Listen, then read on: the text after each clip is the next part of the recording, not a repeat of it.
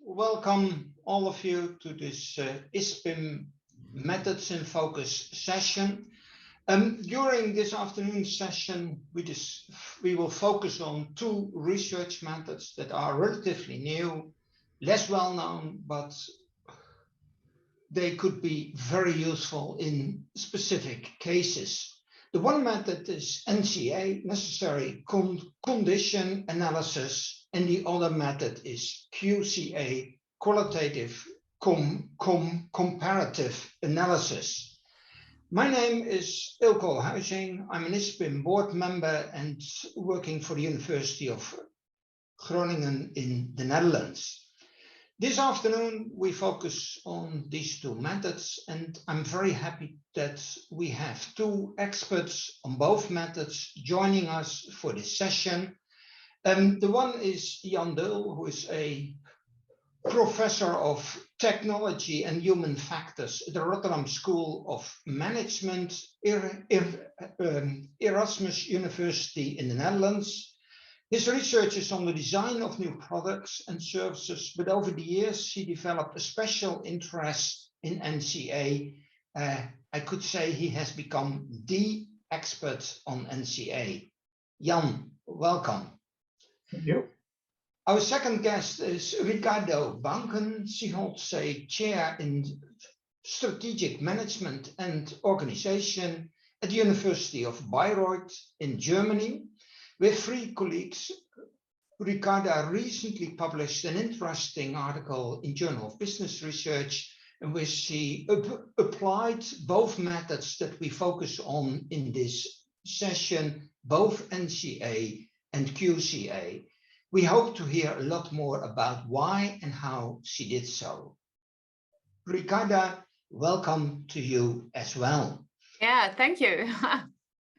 In innovation management, we often want to understand what causes a certain outcome, what makes a firm innovative, what makes a new product a success in the market, or what makes an ecosystem thrive. In general, when we want to offer practical advice, we want to make statements about what buttons managers need to press in order to get a certain outcome. When studying such questions, we tend to do some kind of regression analysis. And these methods will tell us which buttons have more effect than others. Jan, if I may ask, start with you. Why would regression analysis not always be the best method in such studies? Yeah, thank you, Ilko, for introducing and for starting and welcoming in this session. Yes, we all know and all use probably regression analysis, and that's a kind of our standard way of looking at phenomena. As you said, you want to press on a button, and particularly those buttons that has a lot of effect on the outcome. But basically, regression analysis is a kind of a technique to get an average effect of all kinds of factors. All kinds of factors together do a little bit to produce the outcome. And then some factors are more important than others. We have regression coefficients.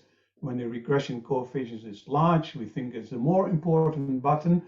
But still, when we press on that button, not so much is usually happening because we are talking about multi-causal phenomena. We need to look at a lot of buttons and to press on a lot of buttons before we have a little bit of improvement of the outcome. So that was, and then even when we predict in our regression model, we are not so very much successful in predicting the outcome because of the R-squares. The explains variance is usually pretty low. So a lot is unexplained. So those buttons are very unsure. And my idea was a couple of years ago to press in a different type of buttons, actually to keep to buttons that if you don't have them, if you don't press these buttons, then you will not have the outcome. So those buttons must be pressed, otherwise you will not have the outcome. And these are the necessary conditions. Necessary conditions are buttons that must be pressed, otherwise you don't have the outcome. That's the basic idea. Okay, Jan, thanks very much. Ricarda, in your study, you also used NCA and QCA, but you could also have used regression analysis. So why didn't you do that? Why did you go for these two methods? And maybe as a starter, you could also tell something about the goal of your study, because not everyone may have read your article. Yeah. Okay, maybe I even go a little bit more and explain a little bit my journey towards it. So I really was, I would say, a hardcore structural equation modeling person. I started with that already in the 90s. So I really, that was my world. But I always ask myself, hey, we kind of, we end up with more or less some linear effect. Very often we always tend to have some kind of average effects. We always try to have something that is kind of condensed. So I said, hey, maybe that doesn't explain the whole world. So I first got interested in configuration. So that's kind of my approach first, coming from QCA, or let's say, I would say using, of course, then FSQCA, so the fuzzy sets, not the crisp sets. So that allowed me to use data from Likert scales and also to look at outcomes that might be whatever firm growth or revenues, or also the kind of subjective innovation performance. So I went into these FSQCA consideration because I wanted to understand not a single path to the outcome, but perhaps different configurations that lead to an outcome. So that was my idea, and so maybe that's already too much information. So I started with this sufficiency directed FSQCA, and we're trying to find configurations that lead to whatever, lead consistently to an outcome answer. So I could get more into deep to that. And then kind of, I think in one of our first articles on FSQCA, we had one reviewer on that paper, and that reviewer said, hey, do a necessity analysis. We said, what? So we really got a little bit freaked out by this, and then started to understand what necessity analysis is about. And I really have to admit, we maybe first got a little bit on a shortcut and looked into the first and upcoming papers that looked at how to integrate necessity analysis into FSQCA. And so we start, and there are some differences of the necessity analysis and FSQCA compared to it kind of typical NCA. And I now got some, after preparing for that meeting, I got some ideas how to even maybe better integrate those two anyway. So that was the idea. The idea was getting configurations, getting kind of good, proper kind of goodness of fit consideration as into FSQCA, and then we came across the necessity analysis to improve what we found and to really see, is there something into the configuration that is really necessary? Okay, so that's the, now I didn't talk about this paper, but that was my overall grab on the topic, to find configurations instead of just average effects. Maybe I can ask it more specifically, Ricarda, what kind of question could NCA answer that you could not have answered with a regular type of regression analysis? So maybe going back a little bit to that paper that we referred to, this one is on something I've been studying a lot, is co-working spaces. Joint spaces for work, and then we have co-working spaces that are run by a company, and some independent ones, and some are more directed to innovation purposes, industries, and so on. So there is at one side there is a big variety of different co-working spaces, maybe even more than typical companies. So, and then we wanted to know what is really important in these spaces in a way. So when we consider just we didn't do that so directly in that paper, but one could really ask, hey, what is really necessary for a co-working space to achieve whatever, innovation, performance, or as we looked at that paper, empowerment or work satisfaction? What is necessary? Because maybe the average doesn't help because someone got so freaked up and says, I'm going to leave the space, I'm frustrated, and so on. And we had some qualitative data in advance, and from the qualitative data, we knew that, we felt we knew at least, that there are some things like too much noise, believing that co-working space could be a career stopper. So we, and several other aspects that made us feel, okay, there is something in these co-working spaces which is totally kind of detrimental to work satisfaction, because it can be all wonderful in a co-working space, nice colleagues, super atmosphere, entertaining, whatsoever, but when you feel you are stuck in that co-working space because you're kind of off the record for your career, then this could be something that's a complete, I wouldn't say bottleneck to get, but it could be as even a kind of showstopper. Or other things when everyone is working in that co-working space and they just pretend to be super friends, but instead it's strong competition. They are always afraid that someone is taking up their knowledge spillover. So that could be another condition that could harm work satisfaction. So. Yeah, okay, so that was one idea. The other was, let's see and look for configurations. But anyway, yeah. You just used the word bottleneck. Jan already said before that NCA is about finding which buttons you have to press, because otherwise nothing will happen.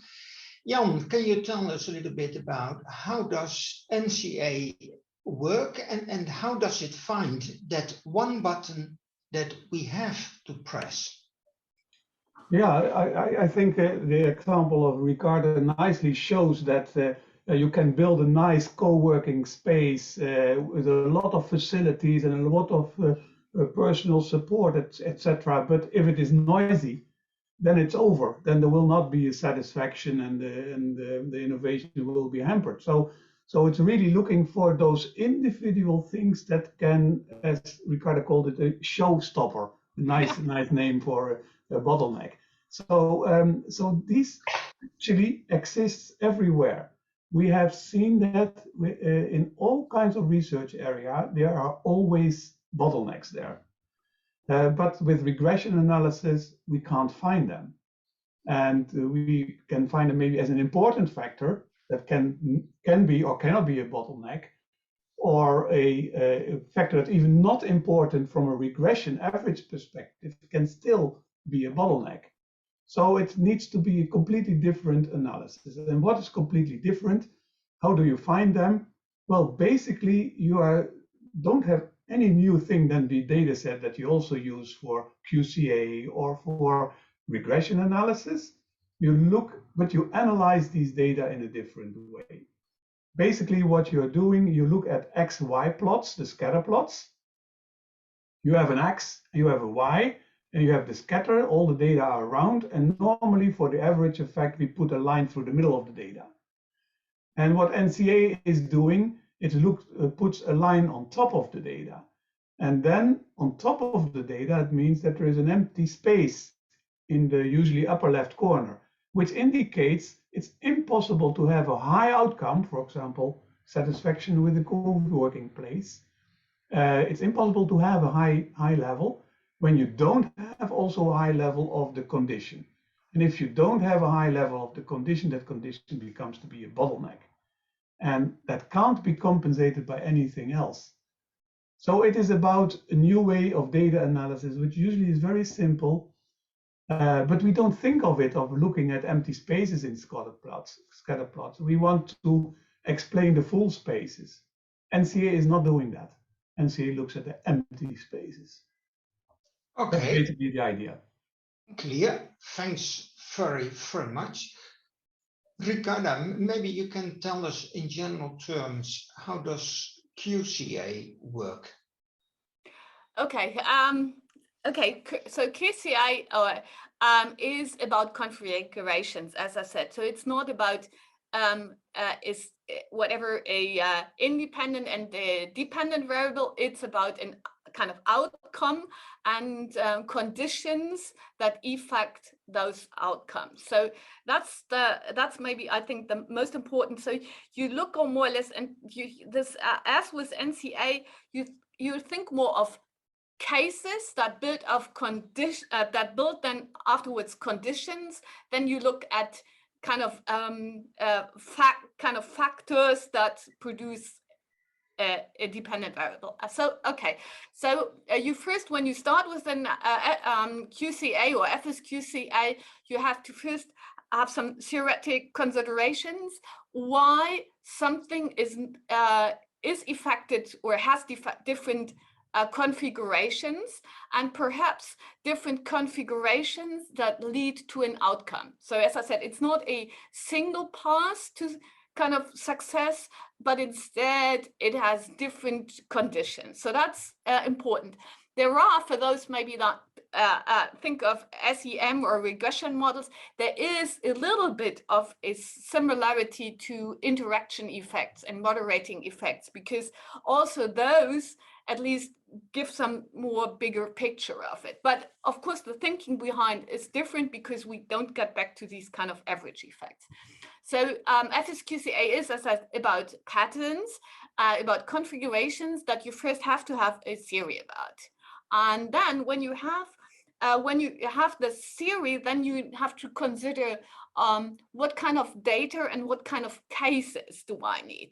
So you can, and that's, I think, something that I really like, you can have cases that are, you can think of cases that are kind of typical cases, or cases that are kind of not typical. You can have kind of cases that are the opposite of what you think, meaning so you don't want to look really only on these high performing cases. You can look at low performing cases. You can look at firms from maybe different industries and so on. So you have to make a proper choice of what kind of cases you want to consider, and of course that was related to the former to the influences on it. So ideally you have a bit of also hypothesis behind it. So okay, first idea of patterns, then outcomes, and then you go to the data, and then you look and then of course you go on your data gatherings, and that means you can have both. You can consider of course 0-1 aspects, then it's a crisp. But you can, and that's what I did. You can use fuzzy ones. So and now it comes a very tricky part, and something that is so important for FSQCA. You need to calibrate the data, and maybe I say something about this later. But calibration is important, and after you've calibrated the data, then you start with the analysis, where you develop tables, kind of truth tables, where you check coverage and consistency, something that is very important in FSQCA. And once you've checked those, so I'm shortening it, maybe I'll later go into more depth into it. Then you look at these tables, you check your configurations, perhaps you go even back to your data to explain what is happening there. And one aspect, as I said, within is what I did, the necessity analysis, which could be even, I think, made much better in the future, for example, looking at item data instead of constructs. So at the moment we often looked at constructs. So anyway, so yeah, maybe that's too much, but let's just a little bit of a big cloud where we could squeeze in afterwards. Okay, thanks very much. I really like this idea of a very big cloud, but we have about 40 researchers in the session, and I would like to take away a little bit of that talk that they might see. So let's first talk a little bit more in general terms about both methods, and then indeed I would like to zoom in on how you actually use the method, because Ricardo, you already used a couple of terms that we are not familiar with in normal regression analysis, so we can zoom in on these later. But at this moment, given that we have so many researchers here in this session who may be thinking about ever using these methods, NCA and QCA, and just like any method, I would assume that also these methods have their pros and their cons. Jan, can you tell us a little bit about what are the strong points, the strengths of both methods, and what are, well, the weaknesses or the cases in which you would say, well, maybe you better use a different method? Yeah, I think the strength is that it focuses on single or multiple single factors. It can forget about the complexity of the causal structure. Like we know that everything is related, very complex in our complex regression models or structural equation models or even complex QCA models. We forget about the complexity in NCA, and we pick out those crucial ones, those potential bottle ones. So that's an advantage, that you have a very parsimonious theory. The necessity theory is very parsimonious. Even with one X and one Y, you can perfectly predict the absence of Y if the X is absent. So that's clearly an advantage. You don't have to go into huge data analysis, not data collection. You can simply also look at a few variables that you think are potential necessary conditions, and you can keep it simple. That has a consequence also, as I said, for the data collection, for the data analysis, all very easy, but also for the practical usefulness. Because if you have identified the real crucial ones that can't be missed, then you can simply say to the practitioners, make sure that your necessary condition is satisfied, otherwise you will never have the outcome. Or you can say it's a waste of time to focus your efforts on other factors than the bottleneck, because it will not change. So it gives a very precise and focused advice to the practitioner. And that's an advantage, clearly. And I think it's a lot of reason that I see that many researchers who have a practical interest also like to do NCA, because it immediately gives a nice practical advice. The disadvantage is also clearly because you do not predict the outcome. If the condition is satisfied, if the bottleneck is not a bottleneck anymore because the level is high enough, then you don't know if you will have the outcome. So you do not predict the outcome, the presence of the outcome. You only predict the potential absence of the outcome. And I think that's a drawback, because we are interested in let's say, in baking an apple pie. We are not interested how to fail baking a good apple pie by not having salt in it or by not having the sugar or whatever. We are interested in achieving an outcome. Although that's not always true. For example, in medicine, where NCA has also been used, you are often interested in the absence of sickness. And what predicts the absence of sickness? And then NCA can be a very prominent approach. So that are the main, I would say, advantages of disadvantages. Okay. Rikanda, have you seen in your research other pros and cons of both methods? I would say, of course, that we set this small sample size, which is not needed. So I think we can have both. We can have large and small samples. I think that's an advantage. And you can also, as I said, squeeze into. You usually have a sample that is kind of chosen instead of just looking into, because then you want to have these average effects. But coming to, I think a big advantage, at least for my research, is that you can have multi-level data.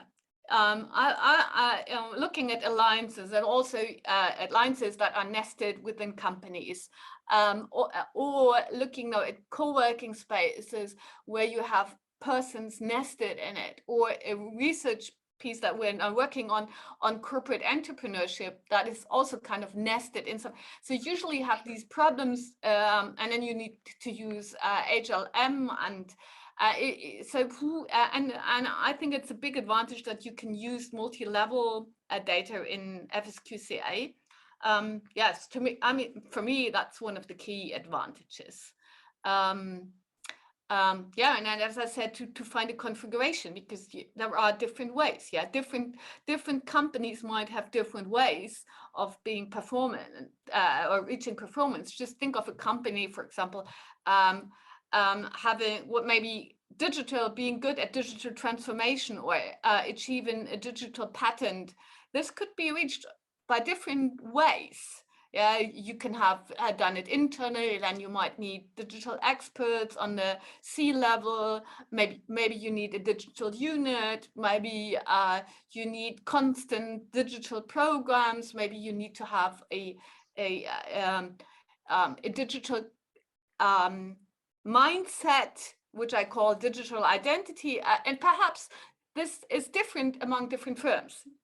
So the kind of born digital has a different pattern than the other. So as I said, I think you can better understand the way, and the bottlenecks, as I said, on top of it, what is necessary. And what I also like is, and that's maybe not a specific advantage, but it is FSQCA and also NCA are very nice for complementary analysis. So we can maybe, I really got fascinated with the idea of doing an NCA relatively first on an item level, and then move on, then said, okay, this here is a necessary condition. Now let's see if we have patterns, and maybe then even look at average effects, going back to in my case, SEM, or also going back to qualitative data. So the complementarity that we have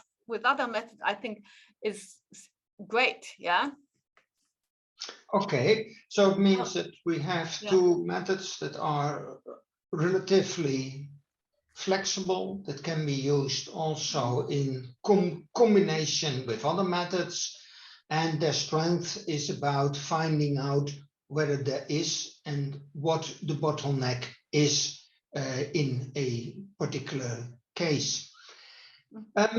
Let's assume that some of these researchers in our session want to use NCA or QCA for their own research. Jan, what kind of data would they then need to have? Yeah, also here I think NCA is quite flexible. Because, as I said, NCA is about data analysis, not about data collection. So if you have data that you normally would analyze with regression analysis, then you can also analyze with NCA. If you have data, calibrated data, as Ricardo said, for QCA, those what are called membership scores, you can also apply NCA on those membership scores. The only thing that every data analysis method needs is to have good data. And good data are valid or reliable or calibrated, whatever you consider good data. So it can be data from Likert scales. It can be data from actual objective measurements. It can be data from factor analysis, for example, even factors of measured data that are combined into latent variables, you can also use latent variables, for example, from the structural equation modeling or from a factor analysis. You can use that as an input for necessary condition analysis. So the X and the Y doesn't matter as long as good data. So I can have nominal data or ratio data. How about should it be normally distributed or so? Yeah, no, that was just my point. No, no, not even. NCA doesn't make an assumption about the distribution of the data in quantitative research. So in regression analysis, you have some requirements here that residuals should be normally distributed, but NCA doesn't care about what's going on below this, what I call the ceiling, below the ceiling line. It doesn't care how the points are distributed there. So it has no assumption. Also, the NCA also has a statistical test. This is a statistical test without assumptions about normality or other type of assumption of the data. When you talk about nominal data, that's a bit different issues because that is not quantitative. And then you cannot use the quantitative technique of NCA, but there is also a qualitative technique of NCA. So in qualitative research, a different version, you could say, of NCA should be used. Okay. Ricarda, you already referred to small and large sample sizes.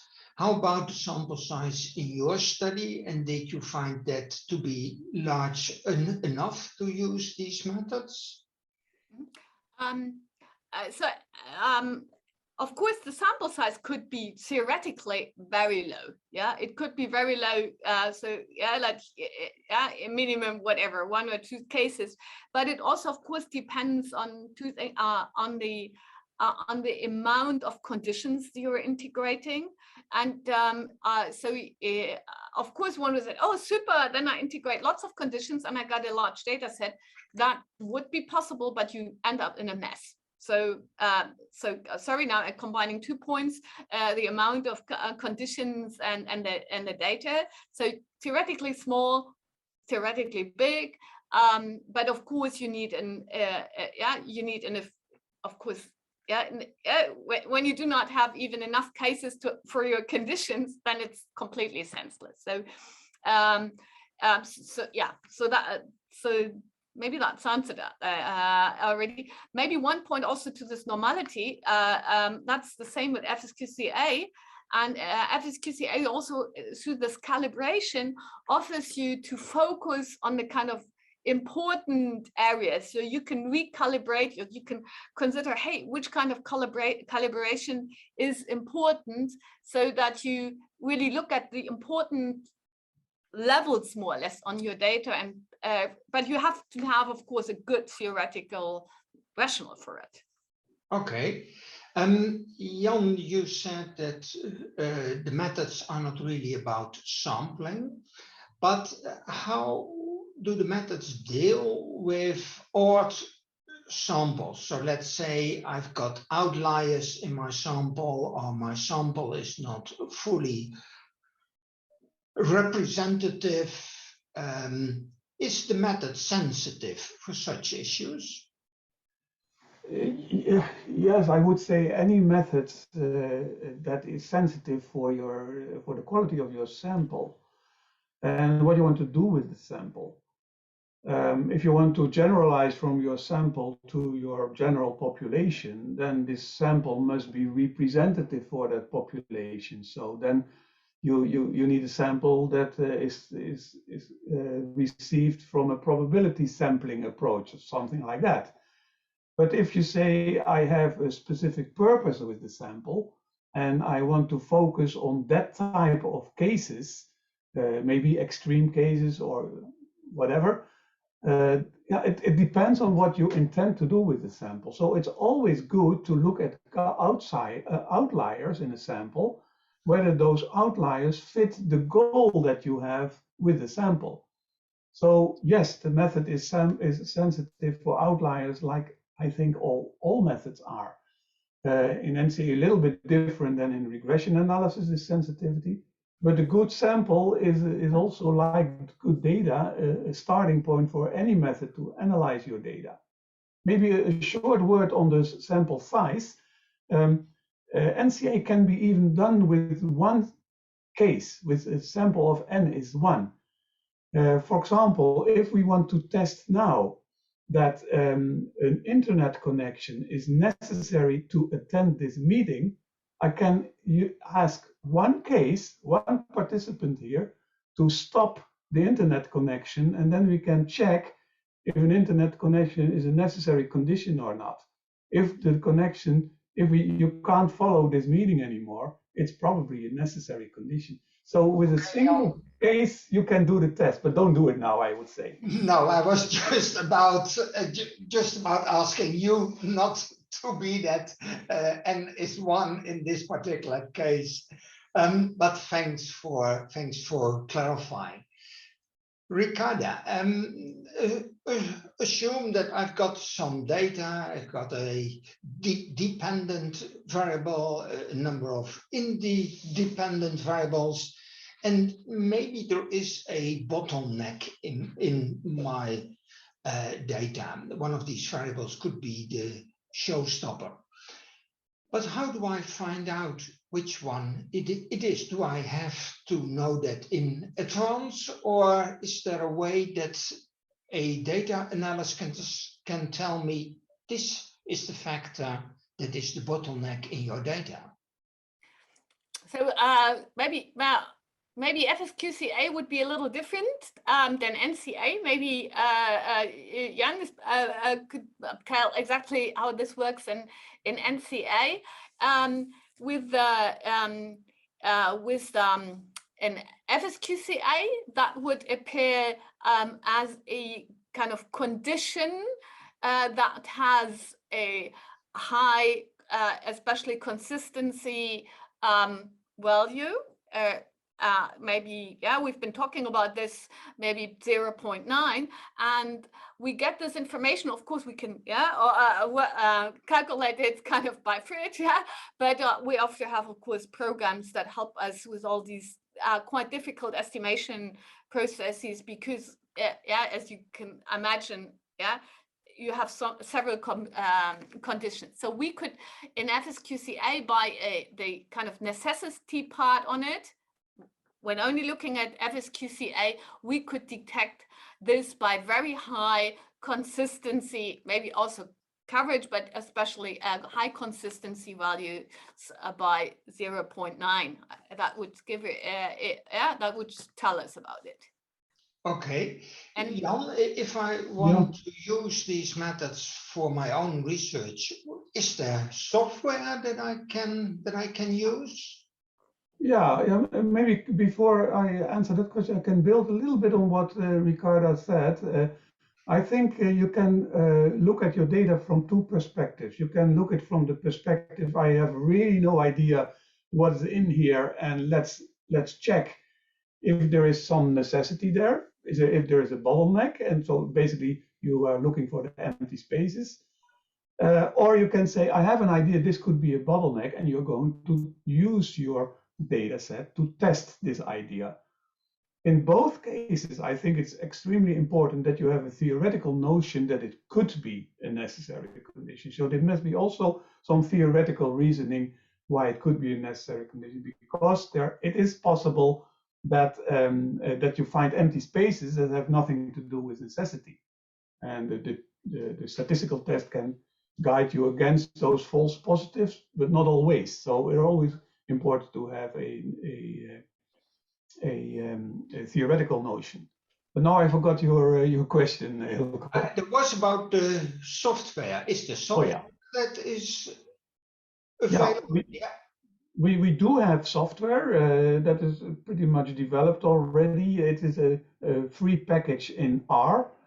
So we assume that you understand R, or you can easily learn R. Actually, the analysis can be done without knowledge of R or without knowledge of NCA in less than half an hour, is our experience. So it's not complex, but there is software available, and we have also some other tools. It is not available as part of the commercial packages like SPSS or Stata or SAS.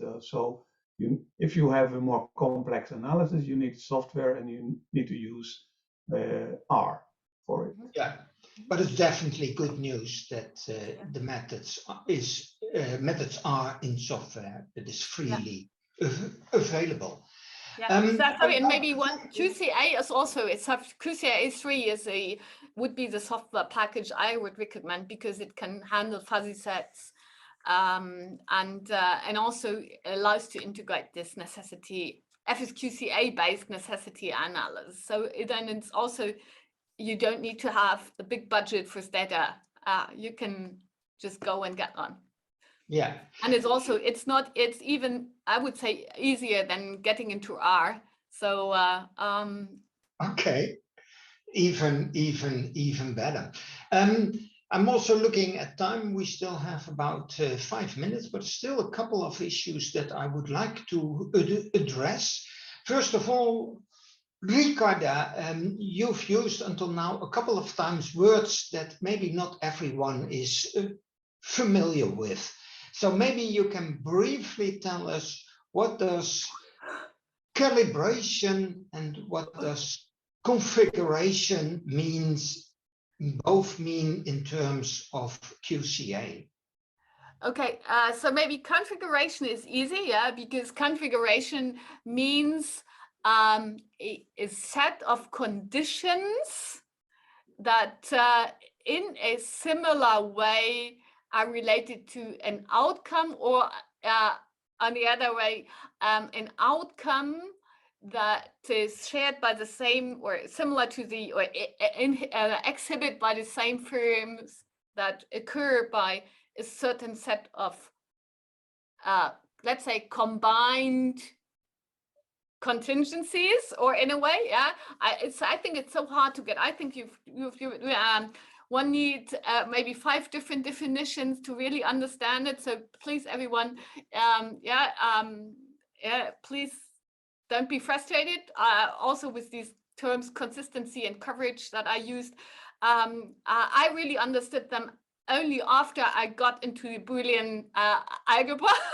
But I would say, as an average user, you just need to know about what it's meant by it. So what you said, okay, you said configuration means different contingencies that maybe add up to a pattern of companies. For example, maybe going back to the result that the example that I had with co-working spaces, or maybe also digital, that you need whatever you need for work satisfaction to occur in a co-working space. You need a sense of community, you need interactions between persons. That maybe is one path, another path. So a different path could be a different configuration. So, and then what were your first question? You said calibration. Calibration. Oh yeah. How many minutes do I have yet? The calibration is transferring. For example, let's just make it very easy. You have a 5-point or 7-point Likert scale, and how you transfer those values that you can use it for FSQCA. So you would consider what means completely in or full out. And then there is this part where, and that's a tricky one, the fuzzy one, what is neither in nor out. So the problem would be maybe the 5. Or when you think of company sizes, you would say big companies, full in, every company more than 500 or 1,000. And of course, 1-person company or 50-person wouldn't be big. So that is, I hope, some idea of how you transfer the values into calibration. So, and you can then adjust that afterwards. Okay, thank you very much for sharing that with us. We are almost at the end of this session. We've heard a lot of new things. I would like to ask both of you the same final question. if this is all totally new to me, and what is it that you want me to see this, to keep this as takeaway of this session? Jan. I would say just try it. Try it and you will understand if it works, and yeah, you'll get some information later on about the website where you can read more about it, I guess, that this can be offered by the organizers. So I would say just be curious and try. NCA is not better than any other method. No method is the best.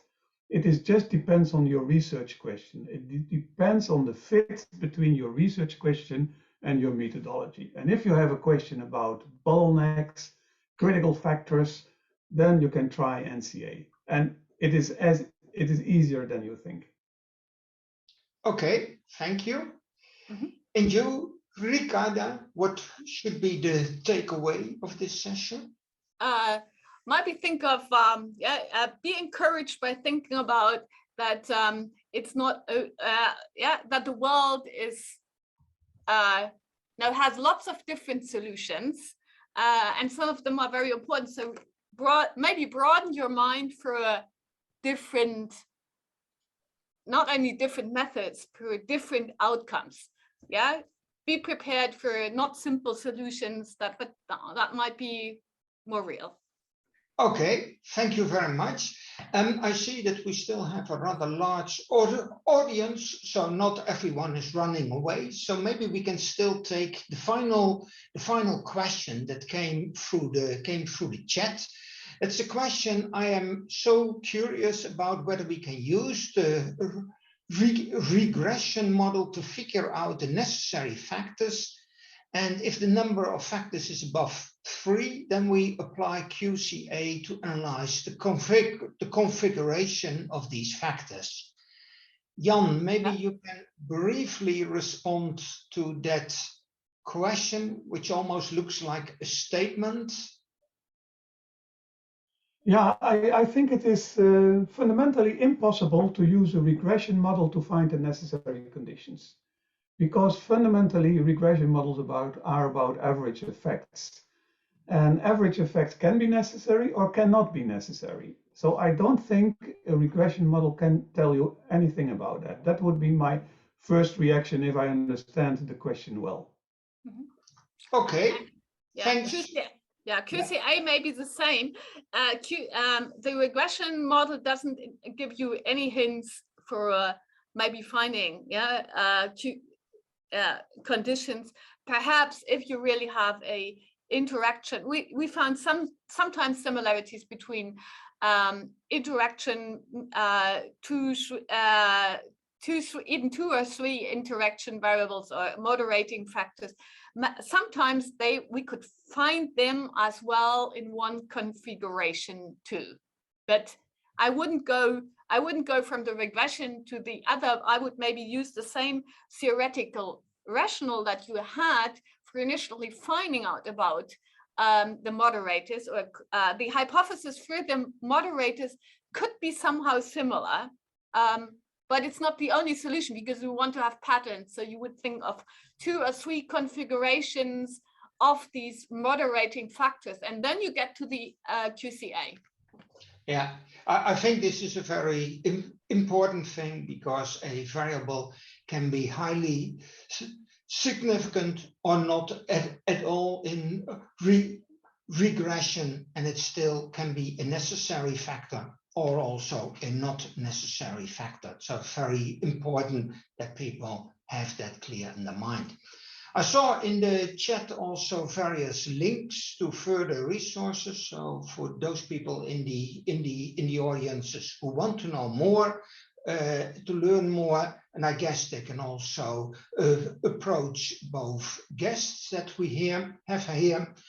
I would like to thank both Jan and Ricarda for their insightful comments, and also the ISPIM staff for doing all the work that we cannot see, but that makes a session like this possible.